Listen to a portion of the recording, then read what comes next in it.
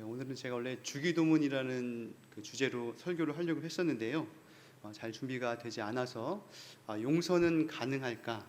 우리 추석을 맞이하여서 우리가 나와 다른 가족들에 대해서 서로 용서에 대한 내용들을 가지고 함께 나눠보고자 합니다. 오늘 설 연휴 마지막 날이죠. 설 명절은 어떻게 잘 보내셨나요? 코로나가 계속 확산이 되어서 설을 조용히 집에서 보내신 분들도 계실 것 같고, 정신없이 바쁘고 분주하게 보내신 분들도 계실 것이라 생각이 되어집니다. 또한 오랜만에 이 가족 또 친지들을 만나서 더할 나위 없이 행복한 가정도 있을 수 있겠지만, 우리네 인생사가 때로는 어긋나고 때로는 뒤틀어져서 이 다툼과 한숨과 이 어둠이 자리한 가정들도 있을 거라 생각이 되어집니다. 그러나 우리 예수님께서는 이 세상의 빛이시요 우리 그리스도인의 삶의 이유와 소망이 되시기에 어떤 형편에서든 하나님께서 넉넉히 이기게 하시고 새롭게 하시고 은혜 주실 줄 믿습니다. 제가 어제 저희 처갓집에서 이 식사를 할 때 저희 장인 어른께서 제가 목사라고 저에게 기도를 시키는 거예요. 함께 모인 가정들의 건강, 또 자녀 손들의 앞길, 또 생업을 위해서 기도를 하고 예수님의 이름으로 기도를 마쳤는데, 저희 아내 그 고모부께서 대뜸 이러시는 거예요. 기도가 짧아서 좋네, 그러시는 겁니다. 이유를 들어보니까 이 고모부의 할머니께서는 이 기독교 신앙이 깊으신 분이었는데, 명절에 구남매가 다 모이게 되면 이 구남매를 위해서 기도해주고, 또 구남매 밑에 또 누가 있어요? 손주들이 있죠. 구남매를 위해서 기도해주고 또 손주들을 기도해주면 한 30분이 흘러간다고 합니다. 식사 전에 기도를 하는데 이 30분 동안 기도를 하는 거예요. 그래서 제가 기도를 끝나자마자 기도가 짧아서 좋네, 이런 말을 하시는 겁니다. 조카 사이가 봤을 때 저희 고모부께서는 그렇게 신앙생활을 신실하게 하시는 분은 아닌 걸로 제가 알고 있습니다. 사업을 하셔서 술도 잘 드시고 또 거친 면도 계시고, 종종 교회도 나가시는데 또 어딜 나가시느냐? 성당도 나가시는 이 종교에 얽매여 사시는 분이 아닌 것으로 제가 알고 있습니다. 그러나 기도할 때면 조용히 눈을 감으시고 신실한 생활을 하지는 못하지만 하나님을 의식하며 살아가신다는 게 느껴지기도 한 분이셨습니다. 이 고모와 사촌들도 이 신앙생활을 신실하게 하지는 않지만 이 기독교 신앙과 복음에 열려 있으며 이따금씩 이 가정 예배 시간에 아멘도 하시는 것을 제가 보게 됩니다. 믿음이 없는 듯 보이지만 기도할 때면 눈을 감고 보이지 않는 하나님을 의식하며 살아가는 것이 어떻게 가능할까요? 이 모든 것이 위에서부터 내려오는 할머니의 기도, 어머니의 기도, 이 선조들의 믿음이 보이지 않게 우리 자녀 손들에게, 후손들에게 스며든다는 것이죠. 우리 할머니의 기도가, 어머니의 기도가, 이 선조들의 기도가 당대에는 이루어지지 않는 것처럼 보여도 이 믿음의 씨앗들이 믿음의 자녀, 후손들에게 뿌려 심겨진다라고 하는 것입니다. 지금은 이 집 나간 탕자처럼 하나님을 잠시 떠나가 있어도, 지울 수 없는 아픔과 상처가 있다 하더라도, 재기가 불가능한 것처럼 보일지라도 하나님께서는 하나님을 간절히 찾고 구하는 이에게 은혜를 베푸시고 닫힌 문을 여시고 새 길을 여시는 좋으신 하나님, 선하신 하나님, 우리의 아빠, 아버지가 되심을 믿습니다. 이곳에 계신 우리 대강교회 성도님들이 우리의 각 가정의 형편이 어떠하든지 하나님 되심을 인정하고 어떠한 상황 속에서도 하나님을 굳건히 섬기시는 믿음의 가정 되시기를 주님의 이름으로 축원드립니다. 그리고 이러한 믿음이 우리의 자녀 손뿐만 아니라 3, 4대, 1000대까지 이르러 그 믿음을 계승하시는 귀한 가정 되시기를 축원드립니다. 오늘은 용서는 가능할까라는 제목으로 하나님의 말씀을 함께 나누고자 합니다. 오늘 본문에서 예수님께서는 그의 제자들에게 실족하게 하는 것이 없을 수는 없으나 그렇게 하는 자에게는 화가 있다, 화로다라고 말씀하십니다.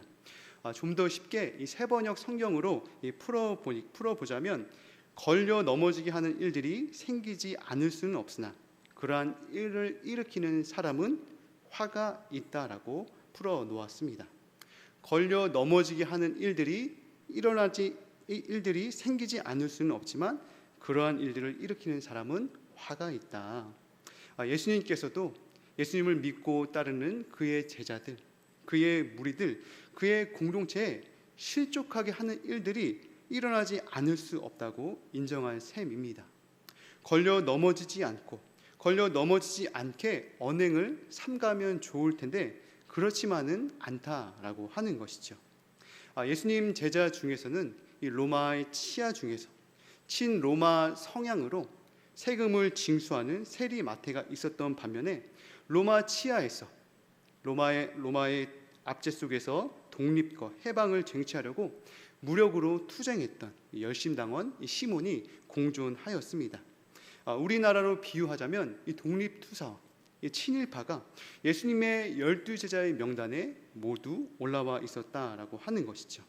그렇다라고 해서 이 예수님의 제자들이 그 사이가 다 원만했던 것은 아니었습니다. 야고보와 요한이 이 다른 제자들, 즉 동료들을 제쳐두고 예수님께 나와 주의 영광 중에서 하나는 주의 우편에, 하나는 주의 좌편에 앉게 해달라고 그렇게 청원하였을 때, 이 예수님의 제자들은 이들 때문에 공분을 사게 된 일도 있었지요. 또한 가룟 유다는 그 당시 1년에 해당되는 이 귀하고 귀한 향유옥합을 깨뜨려 예수님 앞에 부어드린 한 여자의 숭고한 믿음과 헌신을, 이 향유를 어찌하여 300데나리온이나 되는 것을 팔아 가난한 자들에게 주지 않았느냐라고 핀잔을 주며 이 여인의 숭고한 믿음과 헌신을 짓밟기도 하였습니다. 또한 고린도 교회는 나는 바울에게, 나는 아볼로에게, 나는 게바에게, 나는 그리스도에게 속한 자라면서 교회 내 분파가 형성되었고, 이 교회가 찢겨질 대로 찢겨지고 상처날 대로 상처가 나 사분오열되기도 하였습니다. 걸려 넘어지는 일들이 발생하지 않으면 좋겠지만 걸려 넘어지고 자빠지는 일들이 너와 나 사이에, 우리 모임에, 교회 공동체에 부지기수로 일어난다는 사실입니다. 그렇다면 이렇게 걸려 넘어질 때 우리가 기억해야 할 것은 무엇입니까? 걸려 넘어지게 하는 장본인, 문제의 발단, 문제를 만들고 문제를 양산하며 문제를 확산시킬 수 있는 자가 어느 목사님, 어느 장로님, 어느 권사님, 어느 집사님이 아닌 바로 내가 될 수 있음을 우리는 기억해야 합니다. 문제를 해결해 나가는 과정에 있어 물어뜯고 칼을 휘두르며 사람들을 선동하여서 사람들의 마음을 다치게 할 수 있는 자도 다름 아닌 바로 내가 될 수 있음을 우리는 기억해야 합니다. 그래서 야고보서 3장 1절은 다음과 같이 말씀하고 있습니다. 내 형제들아, 너희는 선생된 우리가 더 큰 심판을 받은 줄 알고 선생이 많이 되지 말라. 우리가 다 실수가 많으니 만일 말에 실수가 없는 자라면 곧 온전한 사람이라. 능히 온몸도 굴레에 씌우리라. 주의 형제 야고보는 흩어져 있는 12지파 형제들에게 선생된 우리가 더 큰 심판을 받게 될 것이라고 말을 하면서 선생이 필요하긴 필요하나 선생이 많이 되지 말라고 권면하고 있습니다. 왜냐하면 선생된 우리가 실수가 없을 것 같고 원숙할 것 같고 한없이 인자할 것 같지만 야고보를 포함한 모든 선생이 실수가 많기 때문이라고 전하고 있습니다. 그래서 온전한 사람이 누구냐? 말에 실수가 없는 자라면 온전한 사람이다라고 하는 것이죠. 저도 저를 돌아보면 말에 실수가 참 많은 것 같습니다. 좀 친근하게 다가가려고 오버도 하고 장단도 쳤는데 그 다가감이 자존심을 건드리거나 그 사람의 마음을 불편하게 하거나 불쾌하게 만드는 경우도 종종 있죠. 의도치 않게 오해를 불러일으키고 말이 와전되기도 하고 원치 않게 상처를 주는 경우도 종종 있습니다. 이 일은 이렇게 해야 하고, 이 일은 이렇게 해야 효율적이고, 이렇게 해야 옳은 방법이라고 생각하지만 상대방이 내 생각과 다르거나 코드가 맞지 않거나 적당한 타협점을 찾지 못할 때 언성을 높이거나 답답해하거나 화를 내기도 합니다. 그래서 너와 나, 우리들 사이는 다를 것 없이 실수가 많은 존재라는 것을 인정해야 합니다. 예수님께서도 만일 내 형제가 죄를 범하거든이라고 말씀하시면서 하루에 7번이라도 죄를 지을 수 있는 이 상황들을 상정하고 있습니다. 어쩌면 예수님을 믿는다고 하지만, 예수님을 믿고 따른다라고 하지만 우리의 죄악된 시퍼런 본성을 잘 알고 계시면서 우리의 가면 쓰고 모의하고 롤러코스터 타는 우리의 모습들을 더욱더 잘 아시는 것 같습니다. 그래서 자신에게 결례를 행하고 모욕을 주고 죄를 범한 그 형제, 그리고 그 형제가 속한 공동체가 완전한 공동체가 아니요 불완전한 공동체이며 이 죄와 사탄의 공격에 노출되어 있음을 암시해주고 있습니다. 이 카네기의 인간관계론이라는 책에 보니까 이 사람에 대해서 이렇게 기록하고 있습니다. 대개 사람들을 다루는 경우 사람을 논리의 동물이라고 생각하면 안 된다. 사람은 감정의 동물이고 심지어 편견에 가득 차 있으며 자존심과 허영심에 의해 행동한다는 것을 명심하지 않으면 안 된다. 사람이 논리적이고 이성적이고 합리적이라고 생각하지만 그렇게 생각하면 어떻다라고 하는 것이죠. 그렇게 생각하면 안 된다라고 하는 것입니다. 그리고 사람이 어떠한 동물이라고 합니까? 사람이 논리의 동물이기보다는 사람이 감정의 동물이고 심지어 편견에 가득 차 있다라고 합니다. 자존심과 허영심에 가득 차서 그렇게 행동한다라고 하는 것이죠. 어떻게 우리 성도님들은 동의하십니까? 저는 이 글을 읽으면서 그래, 사람이 그렇지, 나도 그렇지, 내가 내 기분에 좌우되고 내 상황에 사로잡히고 고집스럽고 쓸데없이 내 자존심만 내세우며 그렇지라며 고개가 끄덕여졌습니다. 그래서 우리의 허물을 벗고 우리의 내면을 잘 살펴보면 자기의 기준을 절대적인 기준으로 삼아 다른 사람들을 저울질하고 비판하고 시기하고 자기의 의와 알량한 자존심으로 그것이 마치 바른 믿음이냐 올바른 믿음이냐 치장하고 둔갑하고 있는 경우를 종종 보게 됩니다.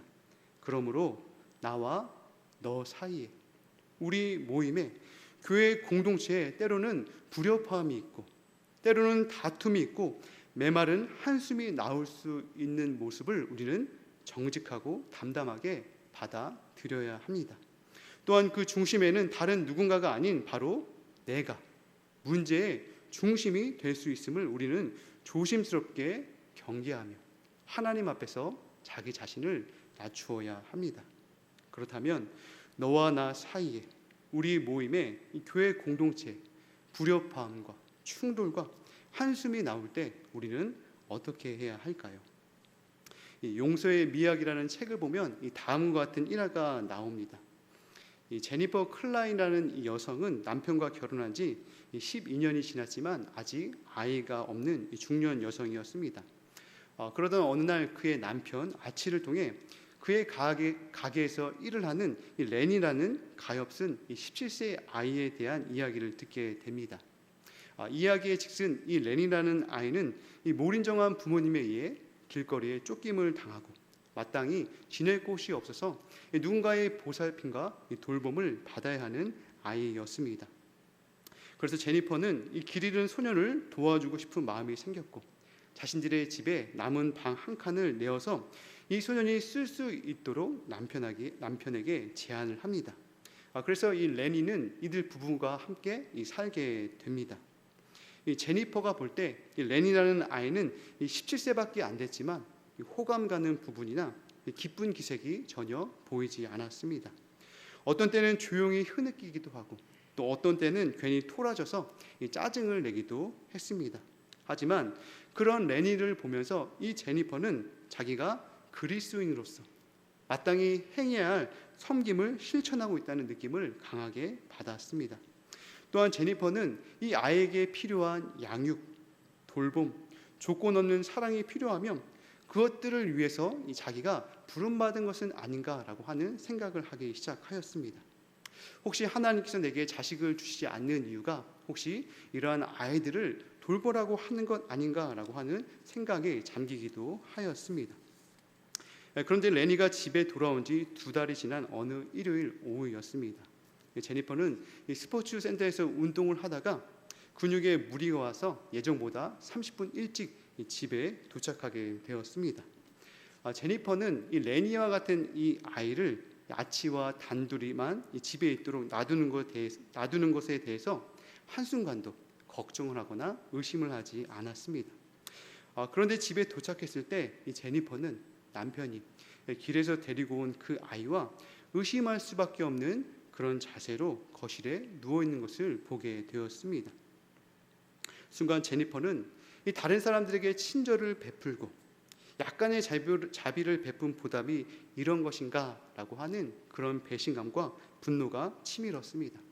그리고 그녀는 그 시간을 낭비하지 않고 곧장 혼자 살 수 있는 아파트를 구하고서 그 다음날 아치를 떠나게 됩니다. 제니퍼는 지금 그녀가 겪고 있는 괴로움을 무시한 채 아치의 모든 잘못을 면제해주고 마치 아무런 일도 일어나지 않는 척 한다면, 그리고 그것이 용서라고 한다면 차라리 총을 쏴서 그 2사람의 머리를 쏘아버리고 싶은 심정이었습니다. 만약 우리 성도님들이 이 제니퍼와 같은 입장이었다면 우리 성도님들은 어떻게 하시겠습니까? 선의와 친절과 자비를 베풀었는데 한평생 함께하기로 약속을 했는데 돌아오는 것은 차디찬 배신과 거짓과 속임이었습니다. 어쩌면 우리도 제니퍼의 입장이었다면 총을 쏴서 그 2사람의 머리를 쏘아버렸을지도 모릅니다. 그러면서 저자는 용서는 3가지 단계에 의해 시작된다고 말합니다. 첫 번째 단계는 우리에게 상처를 준 사람의 멍든 인간성을 발견할 때 용서가 시작된다고 말합니다. 우리는 누군가가 자신에게 잘못한 사람의 이미지를 이 상처받은 기억이라는 천에 거른다고 합니다. 그런데 이 상처받은 기억의 천에 거르는 과정에서 이 상대방의 실제 모습을 변형시키고 우리에게 저지른 잘못으로 인해서 상대방을 뭉개버리고 분쇄시킨다고 합니다. 그 사람은 교양이 없어. 그 사람은 사람도 아니야. 그 사람은 인간 말종이야 라며 우리에게 상처를 준 사람의 모든 면을 완강히 부정한다고 합니다. 그러나 시간이 흐르고 나면 우리에게 상처를 준 그 사람도 연약하고 부족하고 멍든 인간성을 가지고 있는 나약한 한 사람이라는 사실을 발견하게 된다고 합니다. 그리고 그 사람이 멍든 인간성을 가진 나약한 한 사람이라고 발견할 때 우리는 증오가 묻지 않는 깨끗한 렌즈로 그 사람을 볼 수 있게 된다는 것입니다. 그 사람이 상처가 많았었지. 그 인간이 사실 사랑도 못 받고 인정도 못 받고 컸지라며 다시 깨끗한 렌즈로 그 사람을 보게 된다고 합니다. 하지만 원수를 용서한다고 해서 그 사람이 곧바로 친한 친구나 믿음직한 남편이나 신뢰할 만한 동업자로 단숨에 변하는 것은 아니라고 합니다. 그리고 그 사람이 우리에게 행한 부당한 일이 사소한 일로 변해버리는 것도 아니라고 합니다. 그가 행한 악행을 다시 행할 수 있는 잔혹함을 가지고 있다는 사실을 모른 척하는 것도 아니라고 합니다. 다만 우리는 그 사람이 우리에게 행한 일로 비난은 철저히 받아야 하는 사람이지만 우리처럼 연약하고 부족하고 멍든 그도 우리와 똑같은 사람이라는 한계를 발견하게 된다는 사실입니다. 2번째 단계는 보복할 권리를 포기하는 것입니다. 복수는 똑같이 갚아주는 것입니다. 우리가 상처를 입었을 때, 인생에서 아주 힘들어졌을 때, 비례가 깨어졌을 때, 이 깨진 비례를 맞추고 인생을 정상으로 회복시키는 방법은 무엇이냐? 우리를 괴롭힌 사람에게 똑같은 고통을 겪게 해주는 것입니다. 눈에는 눈, 이에는 이, 모욕에는 모욕, 즉 무익한 일에 아주 오래된 방식으로 똑같이 갚아주는 것을 말합니다. 그런데 중요한 사실은 무엇이냐? 똑같이 갚아줌으로써 인생이 공평하게 되는 일은 발생하지 않는다는 것이죠. 왜냐하면 똑같이 갚는 것이 그런 일이 발생하지 않기 때문입니다. 이 고통의 거래에서는 이 손익계산이 결코 이 균형을 이루지 못한다고 합니다. 왜냐하면 그 이유는 내가 고통받는 쪽일 때 내가 받는 고통은 상대방이 나 때문에 겪는 고통보다 항상 내가 더 크게 느껴지기 때문입니다. 반대로 상대방이 고통을 받는 쪽일 때 상대방이 받는 이 고통은 상대방 때문에 내가 받는 고통보다 더 크게 느껴지기 때문이죠. 따라서 어느 한쪽은 언제나 고통의 교환에서 균형을 잃게 마련이라고 말합니다. 똑같아지려면 눈에는 눈, 이에는 이, 모욕에는 모욕으로 끝없는 고통을 교환해야 합니다. 그리고 이러한 끊임없는 고통의 교환, 고통의 연속은 영원한 복수라고 말하고 있습니다. 바로 이것이 유명한 가문들 사이에서 이 불화가 서너 대에 걸쳐서도 지속되는 이유고 복수는 결코 해결책이 아니라고 말하고 있습니다. 이 복수의 시작은 대부분 어디에서 일어납니까? 복수의 대부분은 우리 개인적인 상상에서 일어나게 되죠. 저도 막 화가 나고 막 열받고 그러면 이 머릿속에서 복수극이 펼쳐집니다. 가만두지 않겠어. 둘 중에 하나는 KO가 되거나 무릎을 꿇어야 이 복수극이 끝난다는 것이죠. 그런데 어떻습니까? 우리가 상상 속에서 원수를 공격할 때 실제적으로는 원수는 아무런 고통도 느끼지 않는다는 것이죠. 하지만 원수를 공격하고 복수하는 그 미움, 분노, 상상은 우리의 정신, 우리의 내면에 영적인 독을 떨어뜨리는 이 파이프라고 합니다.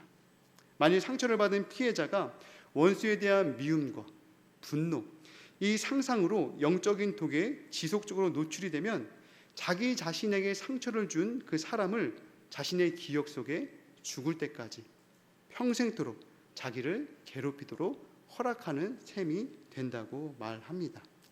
이것을 어떻게 극복할 수 있느냐?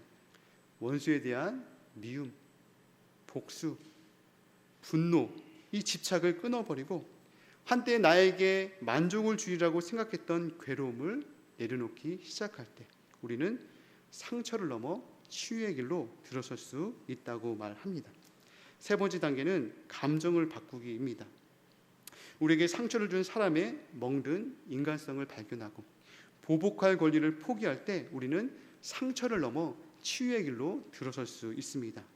치유의 길로 들어서면 우선 그 사람에게 정말 나쁜 일이 일어나게 해달라고 간구했던 그 기도가 사라지게 된다고 합니다. 별로 내키지는 않지만 그 교활한 사람이 가는 길에 좋은 일이 있기를 바라는 마음이 흔쾌히는 아니지만 조금씩 자라난다고 합니다.